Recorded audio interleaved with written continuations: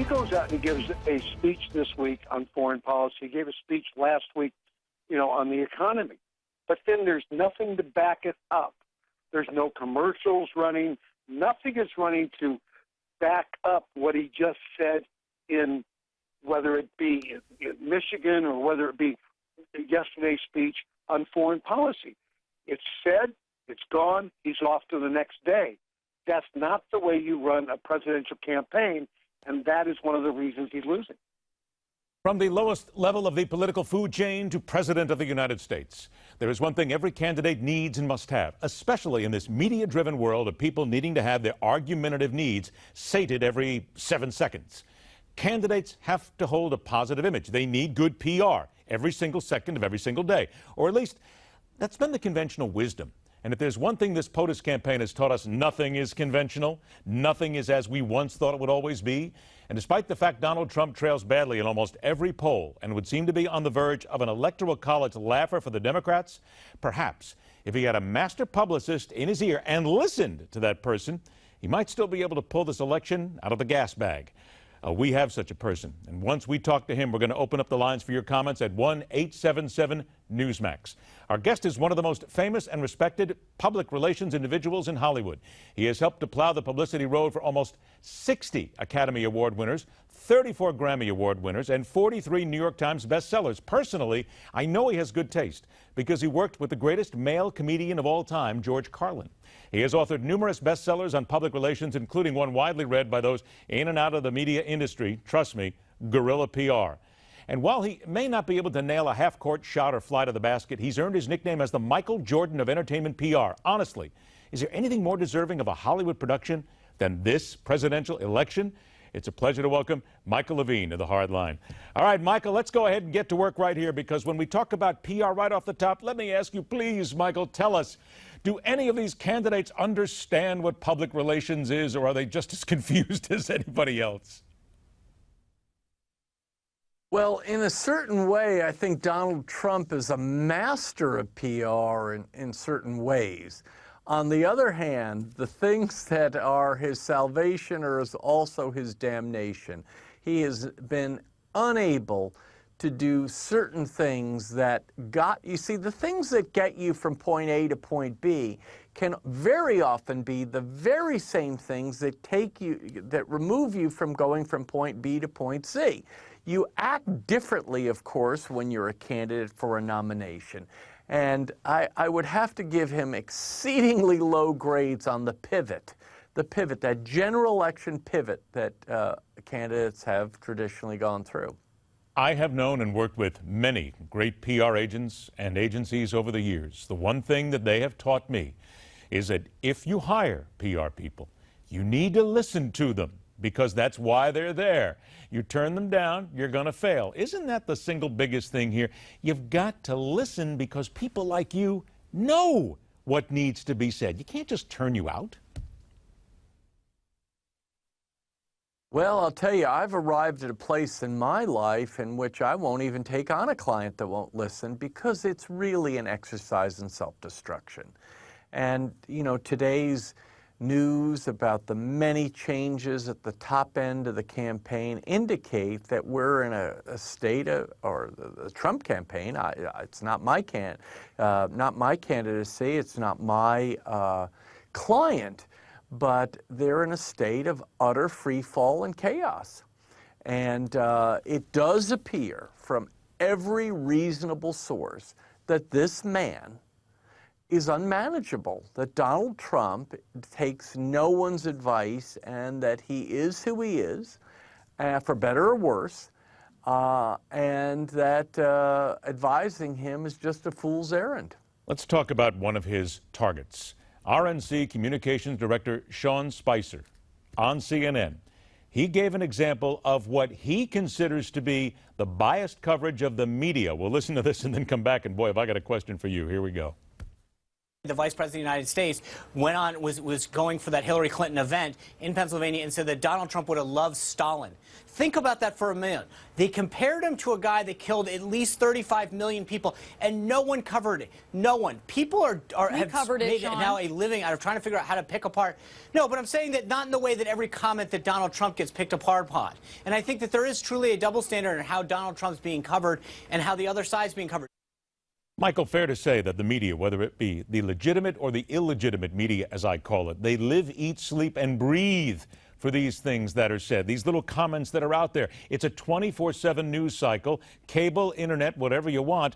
So to basically think that the media is not going to pick it apart, that's wrong, number one. And number two, I got to guess as a professional, you would look at your clients and say, don't take on the media. Come on, wrong thing to do. Stop right there. Look, the most important thing said on this topic in the last couple of weeks was said, in my opinion, by Peggy Noonan, where she said, this is a life truth. If you act insane, people will think you're insane. And there have been many, many, many aspects of Donald Trump's presentation that have bordered on the insane. That's a fact. And so, if, as Peggy Noonan wrote so brilliantly in the Wall Street Journal, if you act insane, don't be surprised if people perceive you as insane. If perhaps there is a point to that insanity, and this is your professional opinion, social media, and we've all seen what it's become.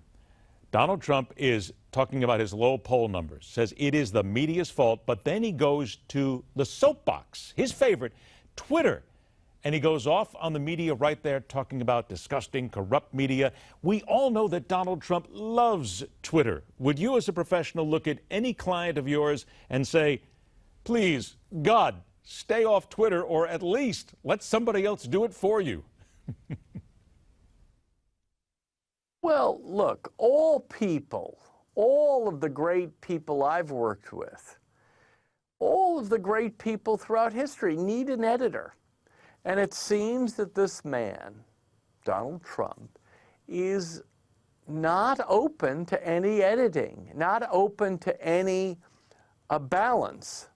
And that has been a source of unprecedented success. I mean, can you imagine if you had been in a room a year ago with 100 experienced political professionals, and you had said, how many of you think Donald Trump would be the nominee of the Republican Party?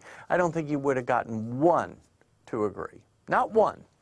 On the other hand, this same behavior pattern that vaulted him to this unbelievable level of success within the Republican Party seems to be the same seeds of his salvation or the seeds of his damnation.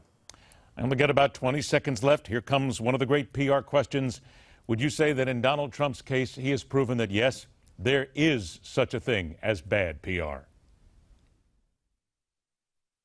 Well, I think that when you're electing a president, which is the world's greatest job interview, if you do certain things, you shouldn't be surprised if you get certain responses.